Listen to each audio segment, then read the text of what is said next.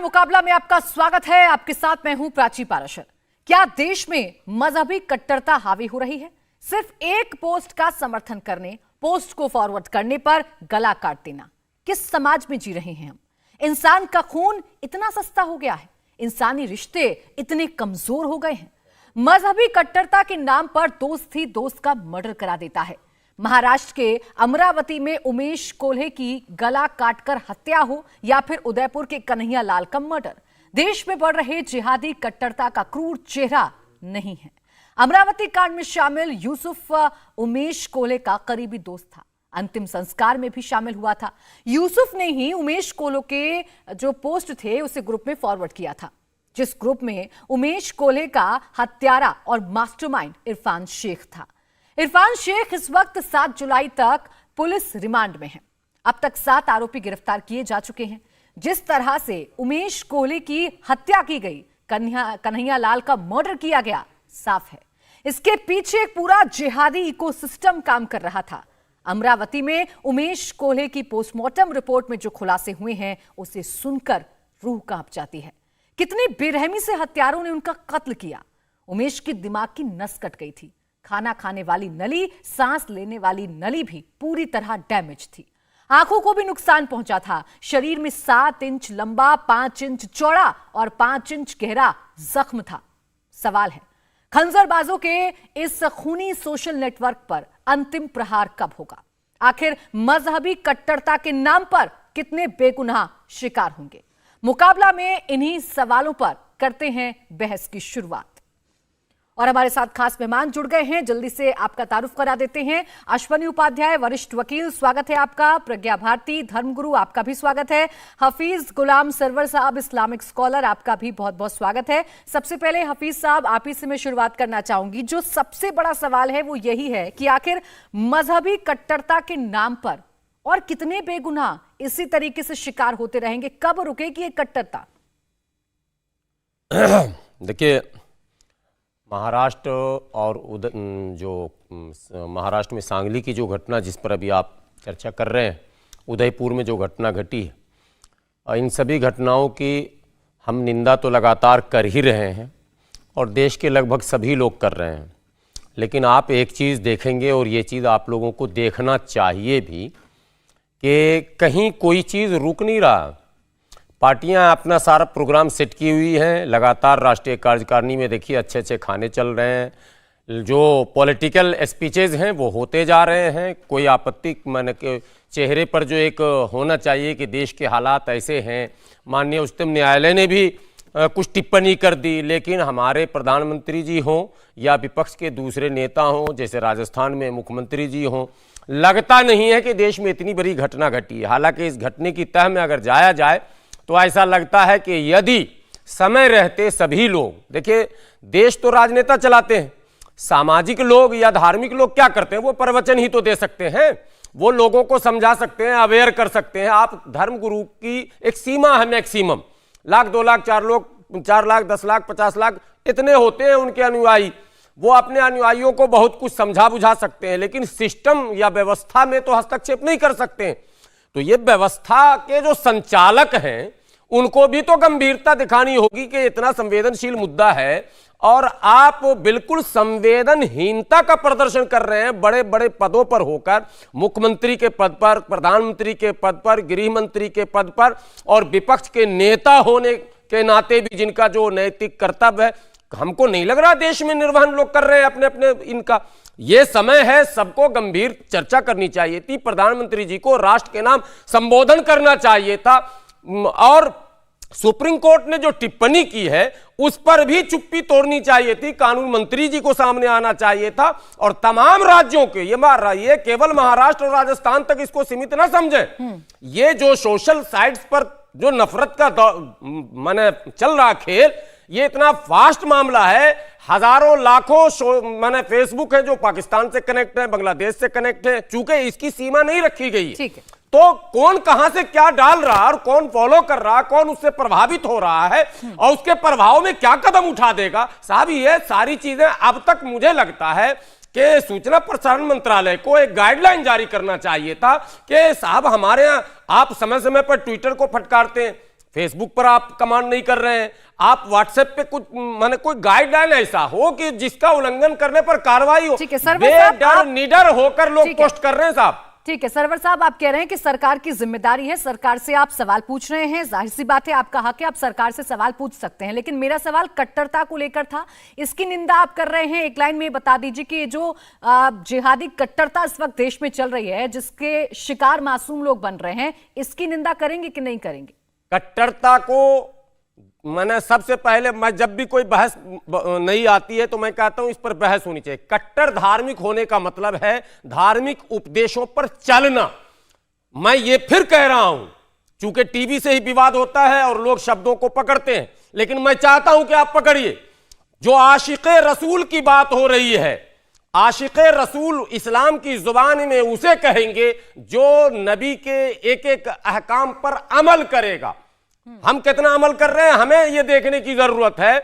हम social media पर जाकर देख रहे हैं किसने क्या कहा और किसने क्या खाया, तो यह कट्टरता नहीं है, यह तो माने बिल्कुल धर्मांध इसको कहते हैं हिंदी में। कट्टरता का मतलब है आप अपने धर्मों के प्रति लगाव आपका बढ़े, और धर्म तो आपको सत्य मार्ग का दर्शन कराता है। कौन धर्म है जो कहता है कि मानवता का कत्ल कर दो? ये गलत हो रहा है, बस एक ये छोटी सी लाइन कहनी है कि ये बिल्कुल गलत हो रहा है जो इस देश में हो रहा है, और उसका कोई समर्थन नहीं करता। कोई नहीं समर्थन करता, केवल यहीं तक नहीं बल्कि इसके खिलाफ अभियान युद्ध स्तर पर जितने भी प्लेटफॉर्म है सब पर चलना चाहिए। ठीक है सरवर साहब, धर्म गुरुओं को भी सामने आना चाहिए। ये जिम्मेदारी सरकार की है तो धर्म गुरुओं की भी है, क्योंकि बड़े बड़े मंचों से बड़ी हेट स्पीच हमने भी सुनी है। प्रज्ञा भारती जी, आपको चर्चा में ला रही हूं, आप बताइए कि ये जो चल रहा है इस देश में, ये जो माहौल बन रहा है, पहले उदयपुर से घटना आई, हालांकि उदयपुर से पहले की घटना है, ये सच्चाई अब इसकी सामने आ रही है जो अमरावती में हुआ, कौन जिम्मेदार है? देखिए, सबसे बड़ी बात प्राची ये है कि यहाँ पर हमें बहुत ही जिम्मेदारी से बात करनी होगी, क्योंकि एक बयान की वजह से देश में जो रिएक्शन आया है वो हमने देखा है। इसलिए गुलाम सरवर साहब, मैं आपसे भी कहूँगी कि इस तरीके की गैर जिम्मेदाराना बयानबाजी प्लीज़ यहाँ से मत कीजिए, पहली बात। दूसरी बात, आपने पूछा कि इसका जिम्मेवार कौन है। आप देखिए, गलत नैरेटिव सेट हो रहा है पूरे देश के अंदर। हम कह रहे हैं कि किसी ने एक बयान दिया तो ऐसा हो गया, जबकि ऐसा नहीं है। बयान तो बहाना है। इन लोगों की क्या क्या प्लानिंग है अभी सबके सामने आएगी। अभी पाकिस्तान कनेक्शन निकलेगा, इनका और टेररिस्ट कनेक्शन निकलेगा। और आप मुझे बताइए, इतनी दर्दनाक घटना हो जाती है, बर्बरता से हत्या की जाती है, और वहां पर लॉ एंड ऑर्डर इतना पस्त पड़ा हुआ है, कोई एक्शन नहीं लिया जा रहा है, और वहां के सीएम ईडी ऑफिस में प्रोटेस्ट कर रहे हैं, तो हम सोच ही सकते हैं कि उनकी स्टेट की हालत कैसी होगी। इसीलिए मैं ये कहूंगी कि इस मुद्दे का राजनीतिकरण ना करें। मुद्दा यह है कि युवाओं को कौन भटका रहा है, युवाओं को जिहादी माइंडसेट कौन दे रहा है, पहला मुद्दा। और दूसरा मुद्दा यह है कि कौन इनको ऐसी बातें पढ़ाता है, मदरसे में क्या पढ़ाया जाता है। इट्स हाई टाइम, हमारे देश में एजुकेशन रिफॉर्म चाहिए। हमें मदरसे की एजुकेशन को फिर से रिवाइव करना होगा। एक बार मैं पूछना चाहूंगी, हाफिज गुलाम सरवर साहब यहां पर बैठे, आप मुझे बता दीजिए, क्लास 1 के बच्चे को, मैं बहुत बड़ी बात नहीं कर रही हूं, बहुत आगे की बात नहीं कर रही हूं, क्लास 1 के बच्चे को क्या पढ़ाया जाता है? हाफिज साहब मुझे यह बता दीजिए। चलिए ठीक है, आप सरवर साहब इसका जवाब दें उससे पहले मैं कलीमुल हफीज साहब भी हमारे साथ जुड़ गए हैं, AIMIM के प्रवक्ता हैं। कलीमुल हफीज साहब, आपसे भी मेरा यही सवाल है, और जो प्रज्ञा भारती जी ने कहा जाहिर सी बात है अब उस पर काउंटर करना चाहेंगे, उस पर भी जवाब दीजिएगा। और मेरा सवाल तो यही है कि ये जो भ्रम फैलाया जा रहा है, नफरत का जाल बिछाया जा रहा है, ये कौन लोग हैं जो युवाओं के हाथ में खंजर दे रहे हैं, सरेआम गला रेत रहे हैं, गला काट रहे हैं? देखिए, मैं साध्वी जी की बात का भी जवाब दूंगा और आपका भी दूंगा। ये वही लोग हैं जो बाकायदा वेल प्लान तरीके से नफरत फैला रहे हैं। क्या हुस्न इत्तफाक है कि उदयपुर का दोनों हत्यारे बीजेपी के हैं, बीजेपी के एक एक्टिव कार्यकर्ता थे। वहां के जो अध्यक्ष हैं गुलाब सिंह कटारिया, उनके बूथ अध्यक्ष, उनके बूथ के मेंबर थे। दूसरी बात, अभी जो टाइम्स नाउ ने रिपोर्ट किया है कि जम्मू कश्मीर में 2 आतंकवादी पकड़े गए हैं, उसमें एक आतंकवादी एक्टिव मेंबर है बीजेपी का। अब उससे आगे चलिए, जब पहलू खान की हत्या होती है तब जो बीजेपी के एमएलए आहूजा साहब वो उसके लिए रैली निकालते हैं। जब तबरेज अंसारी को लिंच कर दिया जाता है तो जयंत सिन्हा जो केंद्रीय मंत्री थे वो उनके से मिलने जाते हैं। जब अखलाक को घर में घुस के गाय के गोश्त के चक्कर में उसे मार दिया जाता है, तो महेश शर्मा जो केंद्रीय मंत्री है वो उनको उनके जनाजे में जाते हैं। कलीमुल फिर हफीज उसके साहब, मुझे बाद आपको बीच जो में रकबा रोकना है, होगा, हत्या क्योंकि कर जो देता है, जवाब मैं फालतू आपसे एक्सपेक्ट कर रही हूँ ना सर, वो जवाब आप दे नहीं रहे हैं। बाकायदा बस एक छोटी सी मैं लाइन जवाब दे में रहा हूं आप आपको। निंदा कर देंगे, आप ये कह देंगे कि सुनना नहीं देश चाह में रहे ये जो ना। हो रहा है ये गलत हो रहा है। कंपेयर कब तक करेंगे सर? उन देखिए, घटनाओं की भी compare नहीं निंदा कर रहा होनी मैं। चाहिए, उन घटनाओं जब पर तक भी सवाल खड़े प्रधानमंत्री होने जी चाहिए। हैट्रिक के चक्कर नहीं छोड़ेंगे, अभी भी वो लगे हुए हैं हैट्रिक में। जिहादी मानसिकता नजर आ रही है, आप यहाँ पे संघ की मानसिकता समझिए। ये कौन लोग हैं जो इसको सपोर्ट कर सर रहे हैं? मेरा हमारे मैं किसी राष्ट्रीय मानसिकता अध्यक्ष, को बांट ही नहीं इतने जब गोली रही कलीमुल चली, साहब, ये तो आप बांट रहे हैं। मैं जब तो बांट ही गोली नहीं रही चली, कि संघ की मानसिकता है या बांट नहीं रहा हूं। किसी और दूसरे मजहब की मानसिकता है। मैडम, मैं नहीं बांट रही सर। मैं मैडम आपको बता रहा हूं कि मानसिकता है कौन सी। असदुद्दीन ओवैसी साहब की जब गाड़ी पे गोली चली तो वो भी बीजेपी के थे। आखिरकार न्यायमूर्ति को भी मजबूर हो हफीज साहब और आपके नेता जो बयान दे रहे हैं उस पर भी कुछ कह दीजिए फिर। वो बयान नहीं भड़काएंगे लोगों को, वो नहीं भड़काएंगे लोगों को सर। देखिए, मैं आपके सामने बैठा हुआ हूँ, एमआईएम का मैं भड़का रहा हूँ आपको? मैं आपको वो धर्म संसद याद दिला रहा हूँ। समझा भी तो नहीं रहे ना, समझा भी तो नहीं रहे ना सर। यही तो बात है ना हफीज साहब, जब भी आपसे बात करते हैं समझाइए ना उन लोगों को, उन युवाओं को समझाइए जो भड़क रहे हैं, जो भटक गए हैं। अब मैं युवाओं को समझा रहा हूं। देखिए, कट्टरता इस मुल्क को खा जाएगी, चाहे वो कट्टरता किसी वर्ग में हो। ये उदयपुर की घटना एक जघन्य अपराध है, इसकी जितनी भर्त्सना की जाए, मजम्मत की जाए कम है। इनका सख्त से सख्त सजा होनी चाहिए, और इसी तरीके से अमरावती की भी घटना जो है वो काबिल मजम्मत है। ठीक है, लेकिन सवाल ये है, जब एजेंसियां सिलेक्टिव एक्शन लेंगी, अगर उसी सेक्शन में जुबैर को अंदर कर दिया जाएगा और नूपुर शर्मा को न्यायमूर्ति की तो सर सेलेक्टिव, कलीमुल हफीज साहब क्या कहना चाह रहे हैं? ये क्या जस्टिफिकेशन आप दे रहे हैं? अगर सेलेक्टिव कहीं पर कार्रवाई हो रही है तो आप गला काट देंगे? नहीं, मैं ये जस्टिफिकेशन आप बेरहमी से हत्या कर देंगे। लेकिन मैं ये सरकार को क्लीन चिट देते रहेंगे। न्यायमूर्ति की बात सुननी चाहिए मैं ना। इनसे एक प्रश्न पूछना चाहती हूँ। बाकायदा जगा रहे हैं कलीमुल साहब, एहसास करा रहे हैं कि कलीमुल साहब बताइए मुझे, देश तो ऑलरेडी जल चुका है ना, कानपुर से राइट स्टार्ट हुए थे। आप और चला रही हैं, आप जहां हम चला रहे हैं।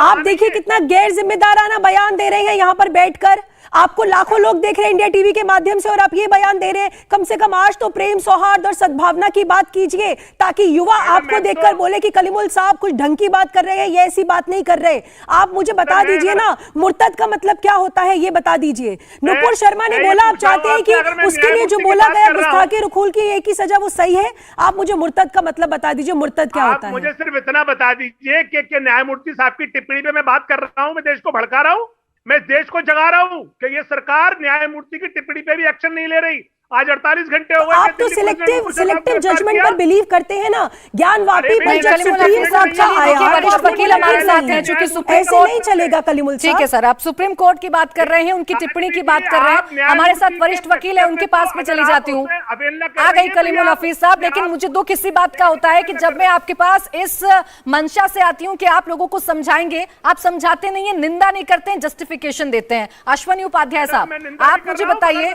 ये जो हवाला दिया जा रहा है कि सुप्रीम कोर्ट ने टिप्पणी की है, क्या इसे मान लिया जाए कि ऐसी घटनाएं होती रहेंगी, फिर इसी आड़ में होती रहेंगी? फिर प्राची जी, मैंने तीनों लोगों को सुना और मैंने बीच में बोला नहीं, इसलिए मैं आशा करता हूं कि जब तक मैं बोलूंगा कोई डिस्टर्ब नहीं करेगा। देखिए, ये जो जिहाद है केवल भारत में नहीं है। आप ये देखिए कि तुर्की अशांत है, यमन अशांत है, कांगो अशांत है, ईरान अशांत है, इराक अशांत है, सूडान अशांत है, इजिप्ट अशांत है, सीरिया अशांत है, बांग्लादेश अशांत है, फिलीपींस अशांत है, सोमालिया अशांत है, पाकिस्तान अशांत है, नाइजीरिया अशांत है, उज्बेकिस्तान अशांत है, अफगानिस्तान अशांत है। मैं आपको 55 देशों का नाम अभी गिना सकता हूं जहां बहुत बुरी तरीके से मजहबी उन्माद, जिहाद फैला हुआ है, गला काटा जा रहा है। वहां पे हिंदू है भी नहीं। मैंने जिन देशों का नाम लिया वहां हिंदू, पाकिस्तान में 1% बचा है, बांग्लादेश में 7% बचा है, बाकी देशों में हिंदू नहीं है। फिर वहां पे गला क्यों काटा जा रहा है? वहां पे एक फिरका दूसरे फिरके का गला काट रहा है। मैं नाम नहीं लेना चाहूंगा कौन काट रहा है। अब आता हूं इसका समाधान। बड़ी सीधी सी बात है, ये जो कानून होता है ना, ये दवा की तरीके काम करता है। जैसे दवा घटिया होती है तो बीमारी बढ़ती है, दवा अच्छी होती है तो बीमारी घटती है। ऐसे कानून अच्छा होता है, नियम अच्छा होता है, व्यवस्था अच्छी होती है तो अराजकता कम होता है, अपराध खत्म होता है, आपका मजहबी उन्माद खत्म होता है। क्या कारण है कि जिस तरीके की भारत में हत्याएं हो रही है, ऐसी हत्या कभी अमेरिका में बहुत नहीं होती है, चाइना में क्यों नहीं होती है? फ्रांस में केवल एक हुई, उसके बाद उन्होंने 5 कानून बदल दिया। आपके सिंगापुर में ऐसी हत्या क्यों नहीं होती है? वहां भी हर फिरके के लोग रहते हैं। तो मैं बार बार कह रहा हूं, सठे साठ्यम समाचरेत, जैसा कठोर दंड होगा उसी तरीके से मजहबी उन्माद कम होगा। अगर कमलेश तिवारी के हत्यारों को फांसी हो गई होती सरेआम 1 साल के अंदर कमलेश तिवारी की हत्या के बाद, तो शायद उसके बाद रिंकू शर्मा की नहीं होती, अंकित शर्मा की नहीं होती, दिलवर नेगी की नहीं होती, रामलिंगम की नहीं होती, और ये कन्हैया लाल की नहीं होती। ऐसे करीब 150 हत्याएं हो चुकी हैं। तो मैं बार बार कह रहा हूं, कानून का खौफ जरूरी है, और कानून के खौफ के साथ साथ वो शिक्षा जो मजहबी उन्माद फैला रही है, बच्चे के मन में पूरी तरीके से जहर घोल रही है कि जो इस्लाम को ना माने वो काफिर, और जो काफिर है वो दंड का अधिकारी है, उसका मर्डर कर सकते हो। बड़ी सीधी सी बात है, कृष्ण भगवान का मजाक उड़ाया गया, किसी की हत्या नहीं हुई। राम का कितनी बार मजाक उड़ाया हुआ, किसी की हत्या नहीं हुई। यहीं आपके दिल्ली के जेएनयू में मां काली का मजाक उड़ाया गया, उनको कैसे कैसे उनके पेंटिंग बनाई, किसी की हत्या नहीं हुई। भगवान शिव के शिवलिंग को फवारा कहा गया, किसी की हत्या नहीं हुई। तो आखिर भगवान इतने देवी देवता हैं हिंदुओं के, मजाक उड़ाते हैं, पेंटिंग बनाते हैं, उस पर कमेंट करते हैं और चुटकुले बनाते हैं, कॉमेडी शो करते हैं, इवन फिल्म बना जाती है, फिल्म में भगवान शंकर की मजाक उड़ाया जाता है। किसी की हत्या हुई नहीं हुई। और दूसरी तरफ फिल्म बनाने की हिम्मत नहीं पड़ती, सीरियल बनाने की हिम्मत नहीं पड़ती, और जो बातें किताब में लिखी हुई अगर उसको कोई कोट कर देता है तो हत्या शुरू हो जाती वही है। धार्मिक उन्माद की आप बात कर रहे हैं, मजहबी उन्माद की आप बात कर रहे हैं, और सवाल उठा रहे हैं कि ये शिक्षा आखिर कहां से मिल रही है। तो इसका जवाब, क्योंकि कलीमुल साहब आप मुस्कुरा भी रहे थे जब अश्वनी जी बोल रहे थे, फिर मैं सरवर साहब के पास जाऊंगी, ये भी जवाब देंगे। ये शिक्षा कहां से मिल रही है, यही सवाल साध्वी प्रज्ञा भारती भी उठा रही थी कि ये मिलती कहां से शिक्षा, बजाय इसकी कि उसने क्या कहा, इसने क्या कहा, वर्क किस पे ना कर ले हम, कि शिक्षा कहां से मिल रही है। देखिए जी हाँ, बिल्कुल आपका सवाल ठीक है। और आज हमारे अश्विनी पाटीदार साहब ने बात बहुत अच्छी कही है कि अगर एजेंसीज अपना निर्वहन करेंगे और कानून सख्त होगा तो इस तरह की अराजकता रुकेगी। ये मैं भी कहता हूं। इसीलिए मैं कहता हूं कि हमारे देश की एजेंसियों को सिलेक्टिव ना करके जो मुजरिम है उसके खिलाफ काम करना चाहिए, जो भी है वो उसका मजहब कुछ भी हो। दूसरी बात, ये शिक्षा कहां से मिलती है? जब हमारे राष्ट्रीय अध्यक्ष बैरिस्टर असदुद्दीन ओवैसी साहब की कार पे हमला हुआ और वो गोलियां चली और वो बच गए, तो उन्होंने जब सबसे पहले उसको मीडिया को फेस किया, उसके बाद संसद में उन्होंने एक तकरीर की। उन्होंने कहा, देखिए ये जो देश में कट्टरता बढ़ रही है, ये खास वर्ग, किसी युवाओं के खास वर्ग को ये उकसा रहा है, ये रेडिकलाइज कर रहा है। ये रेडिकलाइज चाहे वो मुस्लिम एरिया में हो रहा हो, हिंदू एरिया में हो रहा हो, या किसी सिख एरिया में हो रहा हो, ये देश कलीमुल हफीज साहब मैं फिर रोकूंगी आपको। सर यही तो बयान है, ऐसे ही तो बयान है नेताओं के जो रेडिकलाइज कर रहे हैं, जो इस देश को भड़का रहे हैं। मैं इन्हीं बयानों पे तो सवाल पूछ रही हूँ। मैडम मैं सोल्यूशन पे आ रहा था, आपने मुझे रोक दिया। मैं कह रहा हूं उन्होंने कहा पड़ेगा सर, आप हवाला ऐसा देंगे मुझे रोकना पड़ेगा। नहीं, मैं नेशनल इंटीग्रेशन की बात कर रहा हूं। उन्होंने कहा कि प्रधानमंत्री नेशनल इंटीग्रेशन नहीं है ना सर, आप किसी एक वर्ग की बात कर देंगे और उसे नेशनल इंटीग्रेशन कह देंगे, ऐसा नहीं होगा, ऐसा नहीं होगा ना। वो बयान हम सब ने सुने हैं। मैडम मैंने दोनों वर्ग कहे आपसे, मैं नेशनल इंटीग्रेशन की बात कर रहा हूं, उसमें सब आते हैं। और फिर ये एंटी रेडिकलाइजेशन एक हमारा सेल बने और उस पर बाकायदा काम करे और उसमें सब धर्मों के लोग हों, ताकि इसकी जो जड़ से जो ये समस्या है इसका जड़ से समाधान निकले। वरना कुछ लोग इसका राजनीतिक फायदा उठाते हैं, कुछ लोगों को ध्रुवीकरण करके उनका वोटों का फायदा राजनीतिक फायदा कैसे उठता है सर, ये बहुत बेहतर आप भी जानते हैं कि कैसे बयान आ रहे हैं, क्या क्या क्या इस देश में हो रहा है। जी अश्विनी जी। हाँ देखिए, मैं कलीमुल जी से बिल्कुल सहमत हूं कि इसका अब टाइम आ गया है कि अब इसका परमानेंट सोल्यूशन होना चाहिए। तो परमानेंट सोल्यूशन मैं आपको बता रहा हूं, परमानेंट सोल्यूशन इसका संविधान में है। और सबसे पहले तो ये अंग्रेजों की 1860 की इंडियन पिनल कोड जो मेरे ये ब्राउन कलर की दिख रही है, इसको खत्म करके एक नया कानून बनाना पड़ेगा। और हमें देखना पड़ेगा सिंगापुर में क्या क्या चल रहा है, अमेरिका में क्या चल रहा है, चाइना में क्या चल रहा है, वहां पे इस तरीके की हत्याओं में वही निशाना ही है। अरे संविधान कानून में अंतर होता है कलीमुल जी, कलीमुल जी संविधान कानून में अंतर होता है, प्लीज कंफ्यूज मत करिए। मैंने इंडियन पिनल कोड अंग्रेजों का 1860 में बना हुआ उसको खत्म करने की बात किया। प्लीज समाधान इसका संविधान में है। संविधान में क्या है? ये संविधान कहता है समान शिक्षा होनी चाहिए। इसका मतलब मदरसा बंद होना चाहिए। 10वीं तक या 12वीं तक इस देश में one nation one education board, one nation one syllabus होना चाहिए। संविधान में लिखा हुआ है। संविधान कहता है कॉमन सिविल कोड होना चाहिए। सुनिए प्लीज, एक बार सुनिए प्लीज, एक मिनट सुन लीजिए, एक मिनट। कलीमुल जी बीच में डिस्टर्ब मत करिए, कलीमुल जी ऐसे डिस्टर्ब मत करिए प्लीज। कलीमुल जी मैंने आपको सुना, कलीमुल जी आपको मैंने सुना, प्लीज आप प्राची जैसी ऐसे डिबेट नहीं हो पाएगी। कलीमुल जी ऐसे डिबेट नहीं हो पाएगी। सुनिए प्लीज, आप कलीमुल जी सुन लीजिए, अरे सुन तो लीजिए मेरी बात। मैं संविधान की बात कर रहा हूँ, संविधान में क्या लिखा वो बता रहा हूं। अश्वनी जी मेरे साथ और भी मेहमान हैं। ठीक है, आप ये कह रहे हैं कि कानून में बदलाव होना चाहिए। मैडम अगर आपको कानून की बात नहीं सुनना तो फिर मैं सुन रही हूँ सर, मैं सुन रही हूँ। आप कह रहे हैं कि कानून, सुन तो लीजिए, मुझे एक मिनट दीजिए, मैं संविधान की बात कर रहा हूँ। ठीक है सर। नहीं, मैं संविधान की बात कर रहा हूँ। सुनिए, कानून संविधान में अंतर होता है। संविधान की बात सुन लीजिए। यह संविधान कहता है इस देश में एक देश एक शिक्षा बोर्ड होना चाहिए, one nation one syllabus, one nation one curriculum होना चाहिए, तब जाके मजहबी उन्माद रुकेगा। यह कहता है देश में पर्सनल लॉ नहीं होना चाहिए, कॉमन सिविल कोड होना चाहिए। जब तक कॉमन सिविल कोड, समान शिक्षा नहीं होगी, समान नागरिक संहिता नहीं होगी, तब तक मजहबी उन्माद नहीं रुकेगा। यह संविधान कहता है भारत में घुसपैठ नियंत्रण खिलाफ कठोर कानून होना चाहिए, घुसपैठ नियंत्रण के लिए। ठीक है सर, आप संविधान की बात कर रहे हैं सर। देखिए इतना वक्त नहीं होता ना सर कि मैं सारी चीजों पर चर्चा कर लूंगी। मैं हाफिज साहब, मैं आपके पास काफी बार आ चुकी हूँ। देखिए सरवर साहब इंतजार कर रहे हैं बहुत देर से, वो भी जवाब देना चाहते हैं। मैं फिर आपके पास आऊंगी, मैं वक्त दूंगी आपको। सरवर साहब संविधान का जिक्र कर रहे हैं और ये कह रहे हैं कि सिलेक्टिव जो चीजें हो रही हैं वो नहीं होनी चाहिए। कम हुआ क्या? हो गई सर, आप दोनों की बात आ गई। यहां पर धार्मिक कट्टरता को लेकर बात हो रही है, मजहबी उन्माद को लेकर बात हो रही है, और बात हो रही है कि शिक्षा कहां से मिल रही है, इस पर काम क्यों नहीं कर पा रहे हैं। बिल्कुल सही है। मैं वकील साहब के एक एक बातों से अब सहमत हूं। वकील साहब आप खुश हो गए होंगे, सारी बातों से सहमत हूं मैं इनके। समान शिक्षा बिल्कुल होनी चाहिए। 75 वर्षों में अब तक आपने समान शिक्षा की व्यवस्था नहीं की। आपके बच्चे जो है डॉन बॉस्को और सेंट जेवियर, सेंट पॉल में पढ़ते हैं, हमारे बच्चे सरकारी स्कूल में पढ़ते हैं, बोरा बिछा के बैठते हैं। बिहार में नमक रोटी मिड डे मील में मिलता है, जो पत्रकार दिखाता है उसको जेल में बंद कर देते हैं, उसको जेल में बंद कर देते हैं। ढकी छुपी बात नहीं है। नमक रोटी खाते हुए जब दिखाया गया तो उस पत्रकार को भी बीच में बंद कर दिया गया। अब आगे मैं बढ़ रहा हूं। समान स्वास्थ्य सेवा होनी चाहिए। आप अपोलो और क्या कहते हैं बड़े बड़े अस्पतालों में दिखाते हैं, हम लाइन में लगे रहते हैं सरकारी अस्पताल में, नहीं तो बेचारे झोला छाप से अपना इलाज कराते हैं। समान नागरिक संहिता भी होना चाहिए। तो जब समान नागरिक कानून होगा तो समान फ्लैट कोड भी हो, समान सिलेट कोड भी हो, समान भोजन भी होना चाहिए, प्लेट कोड भी होना चाहिए। आप 5 स्टार में खाओगे और आदिवासी जो है वो घोंघा खाएगा और भू भात भात कहते कहते मर गई संतोषी। इस बात क्या ड्रामा कर रहे हैं आप? आप ड्रामा कर रहे हैं। भात भात कहते कहते मर गई संतोषी।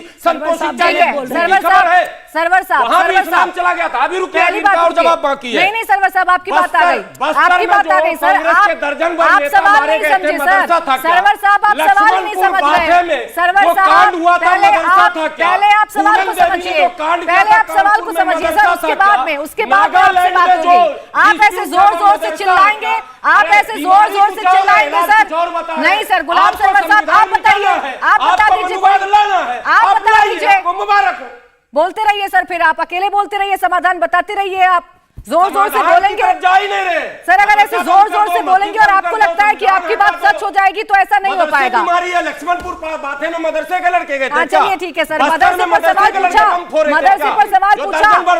आप चोट वहां नहीं करेंगे, आप चोट वहां नहीं करेंगे ना जहां पर आपको करनी है। बिल्कुल। प्रज्ञा भारती जी देखिए, बात यह है कि चिल्ला चिल्लाकर और जोर जोर से बोलने से आप भारत की जनता को गुमराह नहीं कर सकते हैं। समझ रही है। हाफिज सरवर साहब प्लीज अब आप बीच में मत बोलिए। आपने बोला, हमने आपको नहीं रोका। आप समझिए, भारत के लोग बहुत समझदार हैं, उन्हें पता है क्या सही है क्या गलत है। हमारे भगवान शिव का अपमान हुआ, हमने पीसफुल प्रोटेस्ट किए और न्याय का रास्ता अपनाया, हमने न्यायिक मांग करी, हमने इस तरीके से ये घटिया और गलत हरकतें नहीं करी। और दूसरी बात, आप यहां पर बड़े बड़े ये भाषण दे रहे हैं। अरे ये भाषण देने का मंच नहीं है, ये वो मंच है जहां पर आप युवाओं को सही दिशा दे सकते हैं। आप बोलिए, मैं देश के युवाओं से मैं अपील करता हूं, शांति का आह्वान। सुप्रीम कोर्ट के वकील का सरवर साहब बोलने दीजिए, आप बोलिए। मैं देश के युवाओं से मैं आह्वान करता हूं, शांति का आह्वान करता हूं। ये जिहादी मानसिकता को, इस माइंडसेट को खत्म करना होगा। आप अपील कीजिए, हिंदू, मुस्लिम, सिख, ईसाई सभी संप्रदाय के लोगों से अपील कीजिए कि कोई भी इस गलत मानसिकता का शिकार ना हो। और हाँ,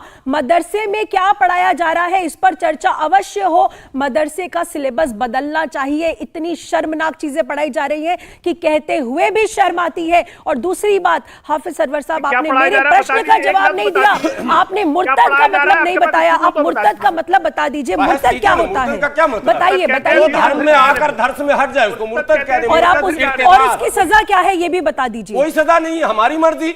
जानते हैं सजा क्या है? कह रहे कोई सजा कोई सजा नहीं। सर, अलग कर दिया जाए, ये सजा है। अरे आप आरिफ मोहम्मद खान की पढ़ाई मत कर रही है? आरिफ मोहम्मद खान मक्कारी करके उस पर इनको अपने ही धर्म का नहीं पता है। इनको अपने ही धर्म के बारे में पूरी जानकारी नहीं है। बताइए, मुर्तद की सजा इन्हें नहीं पता है? प्रज्ञा, नहीं, ठीक है, ये सेलेक्टिव बात नहीं चलेगी ना। गुलाम सरवर साहब, गुलाम सरवर साहब, हर मदरसे पर सवाल नहीं है सर। हर मदरसे पर सवाल नहीं है। पहले आप सुन तो लीजिए। अरे तो हर मदरसे पर कोई सवाल उठा कर रहा है, आप सुन तो लीजिए पहले। मैं जवाब दूं? आप सुनिए तो पहले। प्राची जी, मैं जवाब दूं? मानसिकता पर सवाल है सर, इस पर कोई चर्चा ही नहीं करेगा। अब देखिए, बड़ी बड़ी बात, बड़े बड़े भाषण आ जाएंगे। प्राची जी, देखिए जो प्राची किरण तिवारी को थ्रेट लेटर आया है अभी 22 जून को। उसके पति की हत्या हुई पहले, उसके बाद उसको थ्रेट लेटर आया। उसका क्या बताइए? मुझे जल्दी से बोलिए सर। देखिए, मेरा कहना ये है कि इन्होंने, पहली बात तो ये मदरसे के बारे में जानती नहीं, लेकिन फिर भी बोल रही है, इन्हें बोल रही है। ठीक है, मैं इनकी बात सही मान लेता हूं। आप हमारे धर्म के बारे में जानते हैं कि यहाँ बैठकर टिप्पणियां करते हैं आप हिंदू धर्म के ऊपर। आप प्लीज सुन लीजिए, बहुत सोच समझ के बोलिए कलीमुल हफीज साहब, प्लीज। मैं बिल्कुल जिम्मेदारी से बोल रहा हूं। आप मदरसे के बारे में कुछ नहीं जानती, ये मैं कह रहा हूं, और मैं जिम्मेदारी से। And control your language.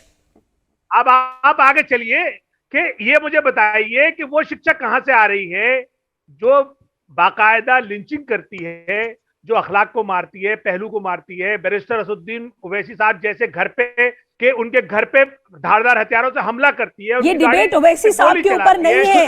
आप बार बार ओवैसी साहब, ओवैसी साहब, अरे ये डिबेट ओवैसी साहब के ऊपर है क्या? प्राची, इसका सब्जेक्ट इन्हें ठीक से कम्युनिकेट नहीं हुआ था क्या? ये क्या मजाक कर रहे हैं यहाँ बैठकर ओवैसी साहब? अरे डिबेट ओवैसी साहब पर नहीं है। डिबेट किस पर है? देख लीजिए, मानसिकता पर है। ये जिहादी मानसिकता को कौन बढ़ावा दे रहा है? देश का माहौल कौन खराब कर रहा है? हाफिज साहब, ये बताइए। आप इन्हें चुप कराइए प्राची जी, तब तो मैं अरे मैं तो चुप ही हो जाऊंगी, मैं खुद ही चुप हो जाऊंगी। प्रज्ञा जी, उनको बोलने, खुद ही चुप हो जाती हूँ।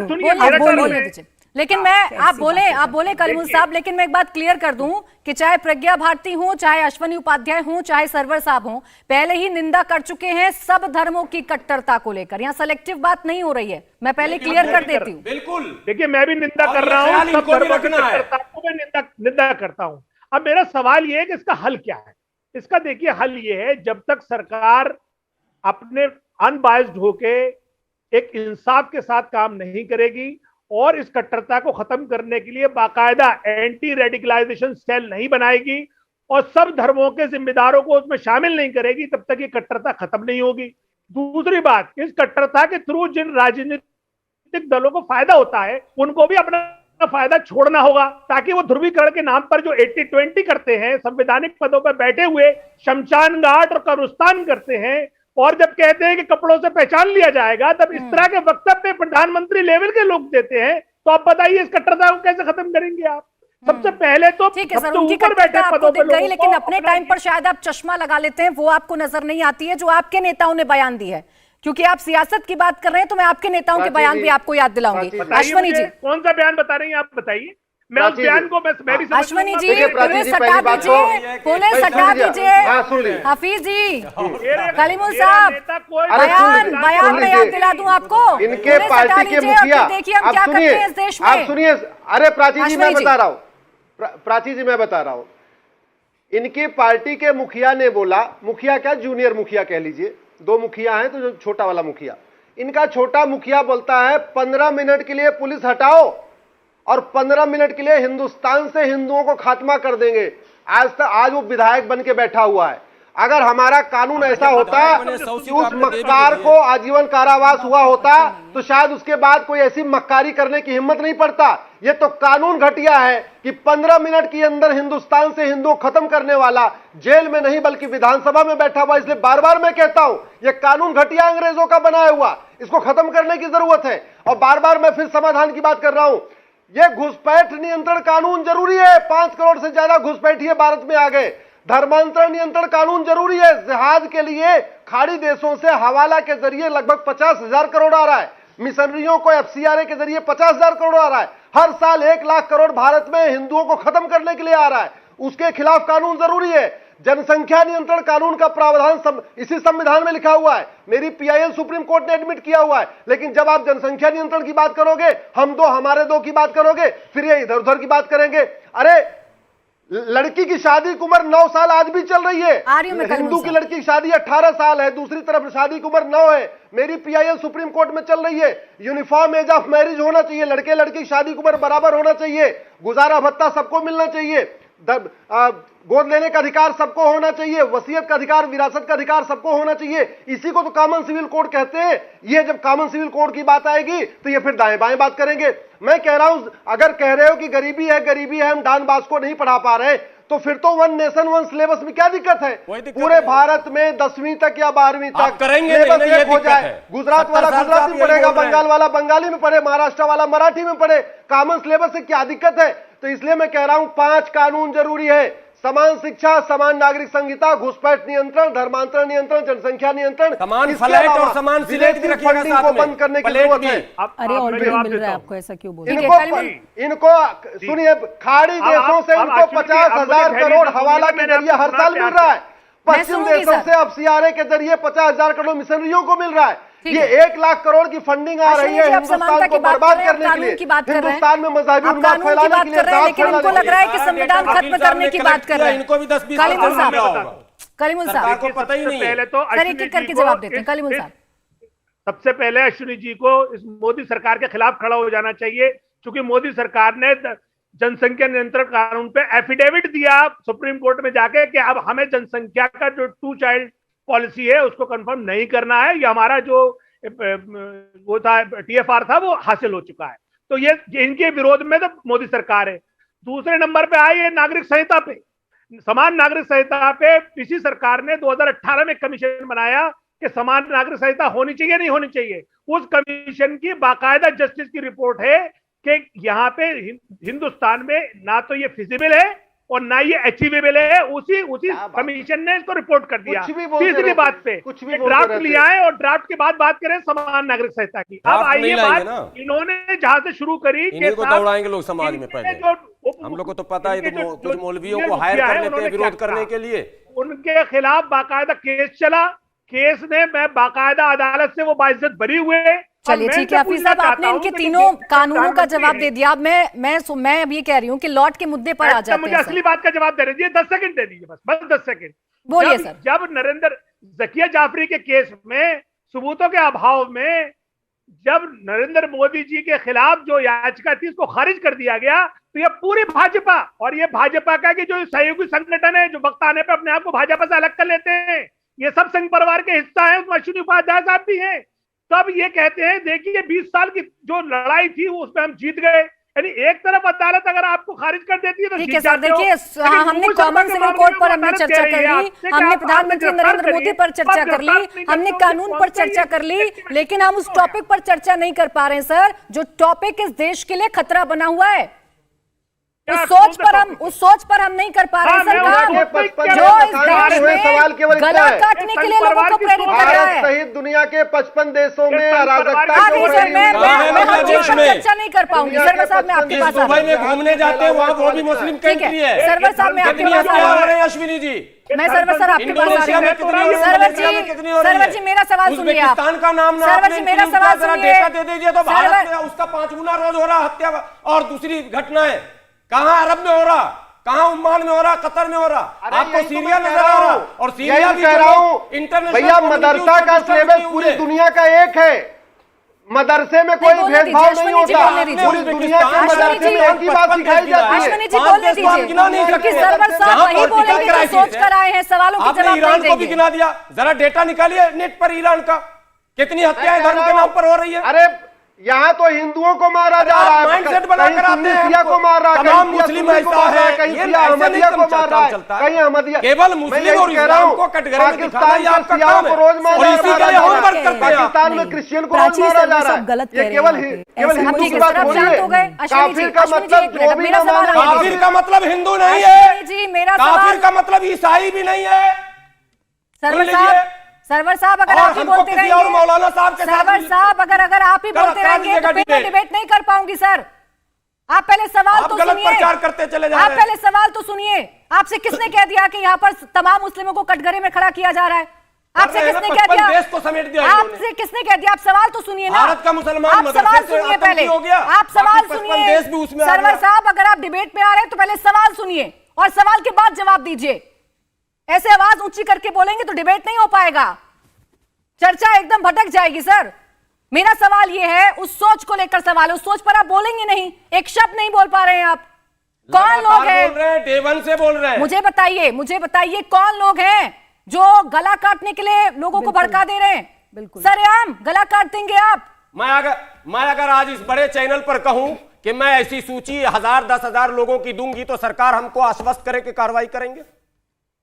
मैं कह रहा हूं, हम तो देख रहे हैं अपने नजरों से कि देश में कौन लोग हैं जो सदन के सामने आकर कहते हैं मुल्ले काटे जाएंगे, कानून जो है बैठकर देखता रहता है, कार्रवाई वहां नहीं होती है साहब। जब हम इस ओर इशारा करते हैं तो आप कहते हैं रिजेक्ट कीजिए। अरे उदयपुर की घटना को हमने कहा आतंकी घटना को, और तमाम मुस्लिम नौजवानों से कहा मेरे मुस्लिम नौजवानों ऐसी हरकत से बाज आ जाओ, इस्लाम भी बदनाम होगा, मुसलमान भी बदनाम होगा, और इसका इस्लाम से कोई लेना देना नहीं है, इस्लाम इसकी इजाजत ही नहीं देता। मैं चारों इमामों, अभी यहां पर सिर्फ कलीमुल हफीज साहब हैं, 4 इमाम हमारे यहां, सुन लीजिए, साध्वी जी कई बार मुर्तद भी अभी कही है, 4 इमाम हैं, अबू हनीफा हनफी बोलते हैं, मालिकी बोलते हैं, शाफई बोलते हैं, हम्बली बोलते हैं। मैं चैनल पर बोल रहा हूं, हमारे देश के उलमा भी सुन रहे होंगे। चारों इमामों का इत्तेफाक राय है इस निंदा जिसको कहा गया, जो पूरा ड्रामा जो विदेश में मौजूद जो छिड़ा हुआ है, इस निंदा पर अगर नॉन मुस्लिम इस काम को करता है, यानी नबी के शान में गुस्ताखी, तो उसकी सजा मौत नहीं है, उसकी सजा तो केवल माफी है।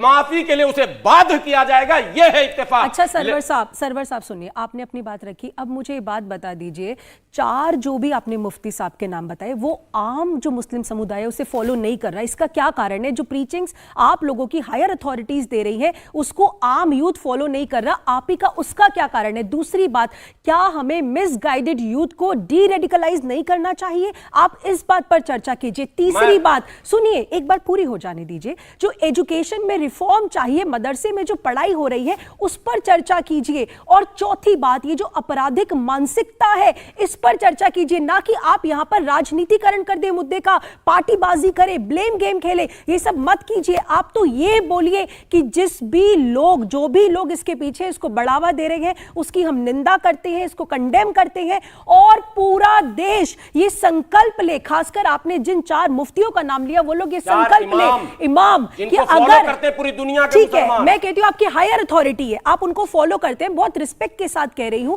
तो आप ऐसा संदेश प्रसारित कीजिए संपूर्ण मुस्लिम समुदाय में कि अगर उनके अगेंस्ट कोई भी जाता है तो उनके खिलाफ फतवा जारी कर दिया जाएगा। ऐसा करिए ना कि ये करिए कि किसी ने ऐसी एक स्टेटमेंट दे दी जो कि हीटेड डिबेट में एक आइसोलेटेड स्टेटमेंट, आप उस पर इतना बड़ा वो कर दे कि उदयपुर में आपने हत्या करवा दी, आपने अमरावती में करवा दी, देश जल गया, कानपुर राइट्स हो गए, पूरा भारत जल गया। अब आप और क्या चाहते? कम से कम अब तो राजनीतिकरण मत कीजिए मुद्दे का, अब आप बात कीजिए शांति की, प्रेम की और सौहार्द की। सरवर साहब सुनिए, हमारे भाई अश्विनी जी हैं। सरवर साहब सुनिए, एक मिनट सुनिए, एक मिनट सुनिए सर, एक मिनट सुनिए, क्योंकि फिर आप लोगों को इस बात की शिकायत होने लगती है। मैं प्रज्ञा भारती जी आपसे सवाल ले रही हूँ, आप उन तमाम घटनाओं की भी निंदा करेंगी ना जो भड़काऊ भाषण हिंदू पक्ष की तरफ से दिए गए, या फिर जिनमें हिंदू समुदाय के लोग शामिल थे जिन्होंने हत्याएं की, जिनको गिना भी रहे हैं, बार बार उनका एग्जाम्पल कोट कर रहे हैं, इनकी भी तो आप निंदा कर रही है ना? बिल्कुल कर रही हूं मैं निंदा, और खुलकर कर रही हूं, और आपके चैनल इंडिया टीवी के माध्यम से कर रही हूं। जन जन तक लोग आपके चैनल को देखते हैं,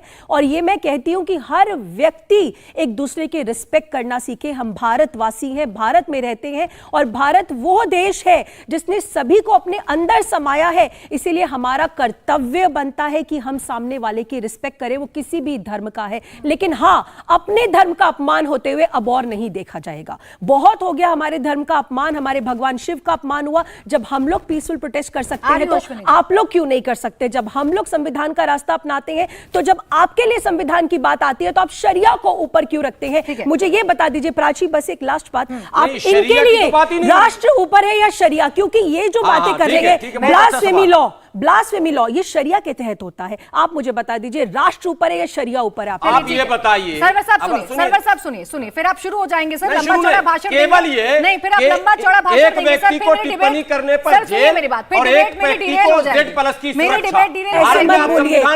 इनके भी एक व्यक्ति को, प्राची कल इनके एक व्यक्ति है जिन्होंने गलत बयान दिया था कि आंख निकाल लेंगे, हाथ काट देंगे, गलत, उनको 24 घंटे के अंदर पुलिस ने बेल पे रिहा कर दिया। जवाब लेने दीजिए सरवर साहब। आप अपना होमवर्क करके आइए प्लीज। रतनलाल को गिरफ्तार किस चीज में सरवर किया साहब गया? पहले आप बात सुन लीजिए, जवाब दे दीजिए पहले। मैं जवाब आपसे ये जानना चाह रही हूं, जैसे निंदा कर दी अभी निंदा कर दी प्रज्ञा भारती जी ने, उन्होंने साफ कर दिया कि कोई भी यहां पर ऐसी चीज बर्दाश्त नहीं की जाएगी जो कानून का उल्लंघन करती है। यही निंदा आपको करनी है और आप कर भी रहे हैं, लेकिन ये फैल क्यों नहीं पा रही, जा क्यों नहीं पा रही लोगों तक? आप ये जो शांति का संदेश दे रहे हैं, जा क्यों नहीं पा रहा? भाषण से तर जवाब दीजिएगा सर, और छोटा सा जवाब दीजिएगा।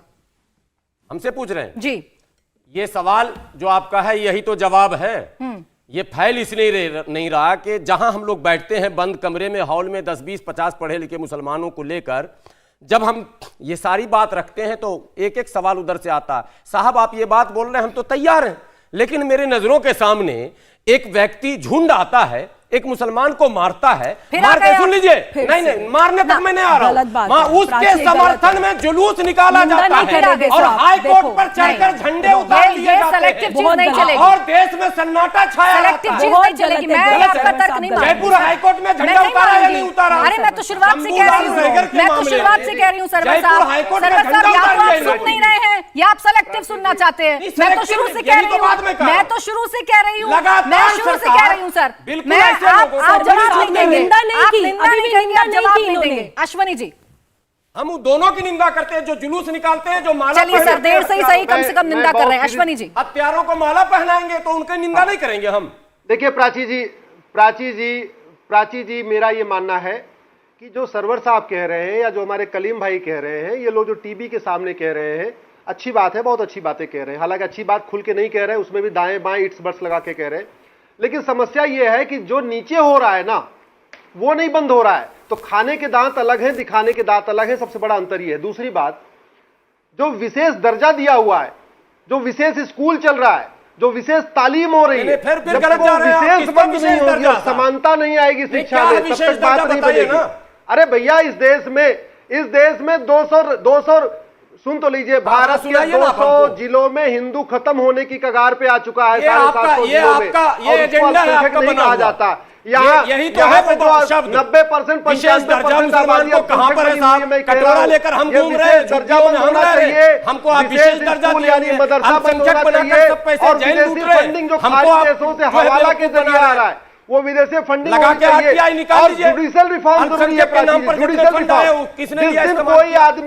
जिस दिन कोई आदमी हमारे पास जिहाद के खिलाफ नहीं चल रहे, एजुकेशन गुरुकुल नहीं चल रहे, इस कानून के किताब में जिहाद कहीं डिफाइन नहीं है। सुन लीजिए प्लीज, अरे सरवर सुनिए प्लीज, सरवर जी मैंने आपके बीच में नहीं बोला, सुन लीजिए। गलत तथ्य पेश कर रहे हैं। इंडियन पिनल कोड जो अंग्रेजों ने 1860 में बनाया, ना इसमें हेट स्पीच डिफाइन है, ना इसमें जिहाद डिफाइन है, और वास्तव में जिहाद फैला हुआ है, मजहबी उन्माद फैला हुआ है। यह अपराध कह के उसको जस्टिफाई कर रहे हैं, अपराध नहीं है, वो जिहाद है कि गुस्ताखे नबी की एक सजा सरतन से जुदा, ये इसमें अपराध डिफाइन ही नहीं है। ये कहां लिखा हुआ है? 302 का मतलब आपने अगर रोड रेज बताइए ना कहां लिखा हुआ, मैं वही तो जानना चाहता हूं। और आपने सरतन से जुदा किया तब भी 302 धारा लगेगी। तो धाराओं में अंतर है। आज तक किसी जिहादी को फांसी नहीं हुई।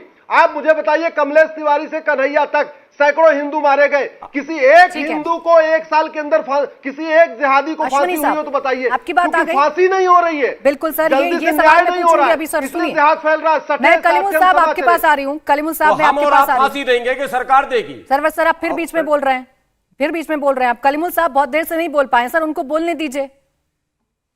कलीमुल देखिए, हफीज हम साहब। लोग जो चर्चा कर रहे हैं और सभी हमारे विद्वान साथियों ने अपनी अपनी वजह बताई कि आखिर क्यों फैल रहा है कट्टरता, क्या वजह है ये देश में जो उबाल है। लेकिन सच्ची बात यह है कि परसों सुप्रीम कोर्ट के न्यायमूर्ति ने यह साफ कर दिया कि इस पूरे देश में उबाल की वजह नूपुर शर्मा अकेली महिला है। उसके खिलाफ जो दिल्ली पुलिस ने रेड कारपेट बिछाया है उसको मैं जवाब आप देता हूं। सुप्रीम कोर्ट पे चाहिए, कितना विश्वास उस रखते पे हैं हम कलीमुल ध्यान दें। साहब? और उन्होंने बाकायदा Selective टीवी विश्वास डिबेट को भी है आपका। पॉइंट आउट किया। मैं इससे सहमत नहीं हूं डिबेट कि भी केवल इस तरह नूपुर की शर्मा हो रही गलत है से हो रहा है। एजेंडे के तहत हो रही है। मैं कह रहा हूं तो बहुत मैं लंबी आपसे गहरी कुछ कहना इसके- चाहता हूं कि इसकी धार्मिक फाइट है भाई। उन्माद फैलाने में टीवी डिबेट का भी हाथ है। गलत बोल रहे कलीमुल हैं, हफीज साहब केवल गलत नूपुर बोल शर्मा रहे का हैं मामला नहीं कलीमुल है। साहब, गलत बोल रहे हैं मैं कह रहा हूं। और ये जो राजनीतिक कलीमुल दल है, साहब जो आपको उसका फायदा उठाते हैं। सिलेक्टिव जजमेंट से बाहर आना पड़ेगा। और मैं अपने बड़े भाई अश्विनी जी से भी कहता हूं, अपनी बहन साध्वी प्रज्ञा भारती जी से भी कहता हूं, सब मिलकर लगिए, इसकी जड़ पर प्रहार करना है। हाफिज सरवर साहब आप कह तो देते हैं, अपनाते कुछ चलिए है सर, नहीं। मेरे पास वक्त नहीं, खत्म हो आप- गया है। वक्त खत्म हो गया है, वक्त खत्म हो गया सरवर साहब। आप तो बोलते रहेंगे लेकिन मेरे पास वक्त खत्म हो गया है। जाते जाते ही सही आपने एक बात तो कह दी कि सबको मिलकर आना होगा जमीन पर और इस नफरती बीज को उखाड़कर फेंकना होगा। बहुत शुक्रिया आपका सभी मेहमानों का हमारे साथ जुड़ने के लिए, चर्चा में शामिल होने के लिए। इंडिया टीवी हर वक्त हर जगह डाउनलोड करने के लिए सर्च करें India TV news Google play store या ऐप स्टोर पर।